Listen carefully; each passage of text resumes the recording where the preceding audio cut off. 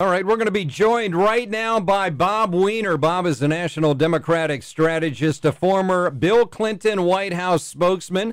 He's also worked as senior staff for Congressman John Conyers, Charlie Rangel, Claude Pepper, and Senator Ted Kennedy. Bob, how are you this evening, It's sir? a pleasure. Hey, Bob. Hey, Lori, John, Chris, it's great to be with you guys. We're on track for a great day for America. Yeah, what about Pennsylvania? Well, give us your reaction. Fox News already calling that. Some of the other news agencies not doing so yet, but Fox is. NBC was also saying leading in Pennsylvania. That was fool's gold for Romney. It was his way around not knowing what he was going to do in Ohio, Virginia, Florida, and he was trying to come in a different way. It didn't work. This is going to be President Obama's night. Well, you know, Mitt Romney has a pretty strong lead in Colorado right now. Yes. That's a small percentage reporting, we will say, but it looks like 61 to 36% so far. Correct. You think but that's going to change? We have 3% in Ohio. Florida, we're up by 1%.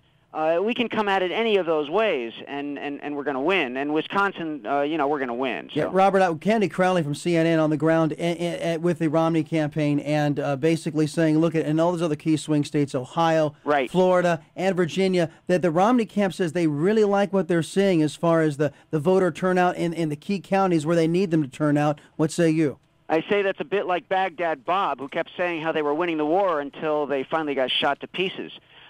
That's nonsense because last time in 2008 we won Northern Virginia by 110,000 votes. So they have like about a 60 or 80,000 lead in the rest of the state, but we're going to win Northern Virginia by 100,000, and that's going to take it back over. So what are you calling for Virginia? I say it's going to be Obama. Yeah, we've been talking about that, Bob, the all-important Northern Virginia districts that are traditionally Democrat. I've lived in one myself for 55 years in Alexandria. Those results not even in yet. This whole thing, Romney did himself in with those Ohio ad lies that the car makers themselves had to come out and say they were lies.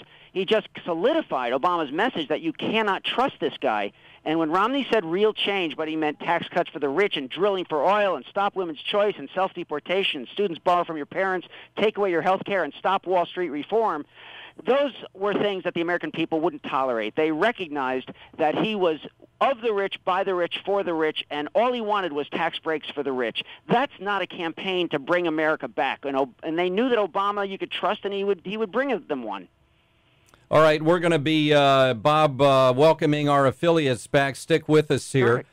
We have special election coverage. The race for the White House 2012. Chris Salcedo, Lori Lundin, John McCaslin with you. Right now we're interviewing Bob Weiner. Bob, a former spokesman for President Bill Clinton. Bob, we've got some states already going for Barack Obama. For those just joining us again, Pennsylvania, Fox News calling Pennsylvania for Mitt Romney tonight, or for, I should say, Barack Obama tonight. I've been confusing those guys You're giving Bob a heart attack for here. months now. But, Bob, this is the bottom line on Pennsylvania. If now Barack Obama takes Ohio as well, I tell you what, I don't know which hoops Mitt Romney's got to jump through, but there's very, very few. That's right. And the Senate is looking good, too.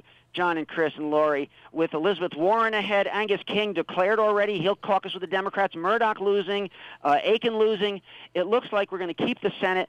I think the only mystery that's left now, really, of course, will be when to call for Obama, but how many seats will vary in the House. That is open for grabs. Let's update the folks on what we can call definitive races in the United States Senate. All Democrat holds in the states of Connecticut, with McMahon. Many folks thought Linda McMahon had a shot in that very traditionally blue state, but being a bulky wrestler wasn't enough. Yeah, that wasn't enough. So that is a Democratic hold for Mr. Murphy. Ben Nelson holds onto his seat in the Sunshine State of Florida, holding off a challenge from Congressman Connie Mack. That was a big deal. That was supposed to be close. It was supposed to be, yes. And in Michigan now, we can also tell you, Debbie Stabenow holding off Pete Hoekstra in a challenge there. That is going to be projected a Democrat hold as well in the United States Senate.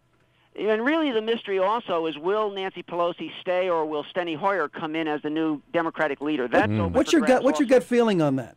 Well, I like Steny. We grew up in the Young Democrats together, and we've done events together, so I'm biased on this one.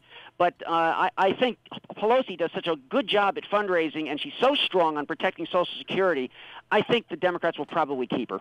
All right. All right. Other things we can also now give us your reaction. There was one Democratic loss tonight. North Carolina, Dalton losing to McCrory. That is the GOP pickup on the governorships. Yes, we might lose a couple governorships. I've seen that, and it's very possible. And, of course, that sets you up for redistricting. It sets you up for all kinds of mischief in terms of voter suppression. I want to say one thing on the voter suppression. It backfired. That's something, it became a cause and it became a mission for Democrats to vote this time when in Florida they tried to stop the vote and the Democratic lawyers cleverly came in with voting absentee in person. The voting registrars didn't even wait to clear it with the governor. They just used that legal loophole and allowed people to vote. It is outrageous, and Charlie Crist has made the point, and the New Jersey people, Christie, Republicans in New Jersey, and Christine Todd Whitman, the former governor of New Jersey, they've all made the point that in America, it doesn't matter what party you are, you allow the vote. That backfired on the Republicans.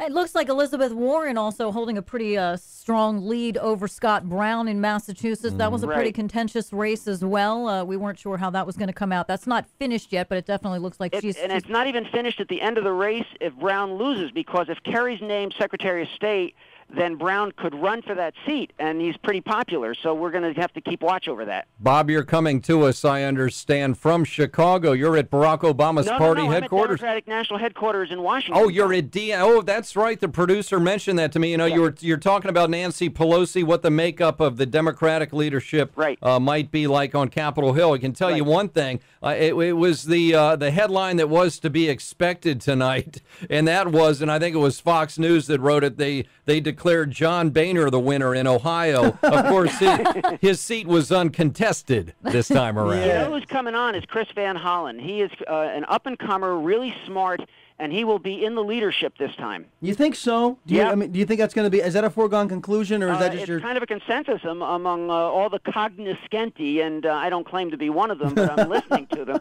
And I've done news conferences with Chris. He is really good. He knows his stuff. Virginia, the tallies are coming in right now, and it seems, and this might be a bellwether for the state of Virginia, it looks like a Tim Kaine losing now to George Allen just by a couple of points, though. Again. And again, without Northern Virginia. Yeah, and if that trend, I'm just saying, if that trend holds, that could spell some good news for Governor Romney, at least here in the state of Virginia. You're not counting Northern Virginia. You got to get all that Northern Virginia vote in. Is it in yet? Not that I can tell. No, we're still waiting on that. Polls closed at 7. And you're waiting for 100,000 advantage to come in from Northern Virginia. Then that means that we're in good shape. Okay. What's the mood there so far? Is it a party atmosphere yet, or are you every time a state comes in and they declare whether it's Maryland or and all, there would be cheers in the room every time that a state came in for Romney. It was boo. So it's that kind of a joyous party festival at the headquarters. And then of course there's the guy who's got the chart and he's projecting everything on a screen and he's talking in these numbers that nobody understands. So that's going on too. And the things that people really do understand are when the TV projections come in. Yeah, electoral count right now as it sits. President Obama with 148 electoral votes, Governor Romney with 153. Very fluid. We're waiting some very key swing states. We also have voters today making decisions on 174 statewide ballot questions in 38 states. I would say among the biggest ones, Colorado, Oregon, Washington State, measures in those states to legalize and regulate marijuana for those over 21 years of age. You can even grow your own. Wouldn't that be something, Mr. Weiner? Well, you remember, John, I was a spokesman for the White House National Drug Policy Office. Yeah. Before that, for the House Narcotics Committee. That's why I'm bringing it up. Those are a disaster. It's a very important message to parents to not have drugs be legal. Mm-hmm. You don't want to jam our hospital emergency room with the culture of drugs being okay to use, and that's kind of what that says. But I think the Democrats are afraid to go near that message because it's also bringing in our people. So I'm told that for example, there aren't even return calls from the White House to people that are asking for what the position is on those marijuana questions because we don't want to hurt our own vote. And, of course, we've got the other one, the same-sex marriage votes in several states, Maine, Maryland, and Washington State, voting whether to legalize same-sex marriage. So those are other very interesting races to watch. Of course, we pretty much know where the president stands there. That used to be a real problem for us. Karl Rove used to put those on the ballot so he would draw Republican votes. Now the tide has turned, and people are supportive of same-sex marriage. So that kind of is a wash now. I think it may even help us. There's a majority in the country that supports same-sex marriage. All right. Well, those are some of the results in so far.